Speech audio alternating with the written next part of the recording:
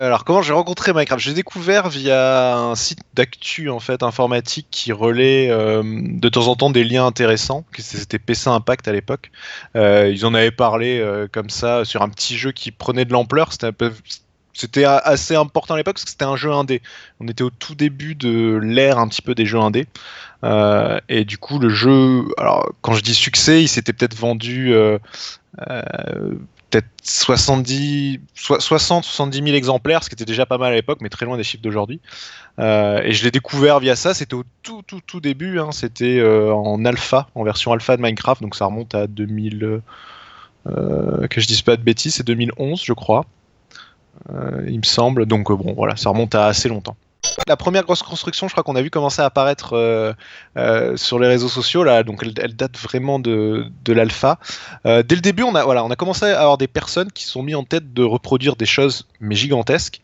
Il y a eu donc des personnes individuelles comme ça. Moi, je me souviens d'une des plus anciennes teams de construction internationale enfin, en tout cas, c'est la première que j'ai découvert, qui était Fire Yuka. Il y a aussi une équipe de construction française qui était à Team Eventime, je crois, et qui ont commencé voilà, à construire des choses gigantesques. Comme par exemple, on a le Babylone qui a été recréé entièrement. Enfin, après, on est plus parti dans les choses imaginaires, mais au départ, c'était des trucs qui existaient vraiment. Et ça commençait à être partagé. Les gens étaient impressionnés de voir telle chose pouvait être construite. Et ouais, effectivement, c'est un aspect qui arrivait assez vite au niveau des grosses constructions. On le fait pour partager aux autres. Il faut surtout s'imaginer que la plupart des joueurs de Minecraft, c'est un public jeune, c'est la génération un peu réseaux sociaux. Et cette génération-là, on le voit sur les réseaux sociaux, a tendance à partager un peu tout ce qu'il fait pour le montrer aux autres. Alors peut-être c'est quelque part une recherche de fierté ou quelque chose comme ça. Et je pense que sur Minecraft, c'est un petit peu pareil. On construit des trucs folles pour les montrer aux autres, pour que les autres nous disent waouh, c'est top, c'est super.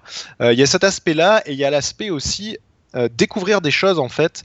Se faire des amis aussi, hein, ça peut paraître tout bête, mais j'en connais beaucoup qui, en venant régulièrement sur les serveurs, ont eu des affinités avec d'autres joueurs, etc. Ils sont devenus des amis. Moi-même, avec d'autres youtubeurs, je suis devenu ami dans la vie réelle. Et c'est ce rassemblement en fait autour d'une passion commune qui fait que ça crée des liens. Et donc il y a cet aspect-là aussi de s'enrichir de ce que les autres font, découvrir ce qu'ils font et se dire ah ouais ça c'est pas mal, je vais peut-être le refaire de mon côté mais l'améliorer et une fois de plus pour revenir au point de départ qui est de chercher un petit peu de la fierté. Il faut savoir qu'en plus Minecraft, l'essor de Minecraft correspond aussi un petit peu à l'essor de YouTube, en tout cas sur la partie jeux vidéo, ce qui est assez important parce que Minecraft, c'est vraiment voilà, cet aspect communautaire où on échange tout ce qu'on a et on s'enrichit des autres. Et YouTube, l'un et l'autre se sont beaucoup aidés en fait. YouTube a beaucoup participé à l'essor de Minecraft, tout comme Minecraft a participé un petit peu à l'essor de YouTube. Et on retrouve un petit peu cet aspect-là.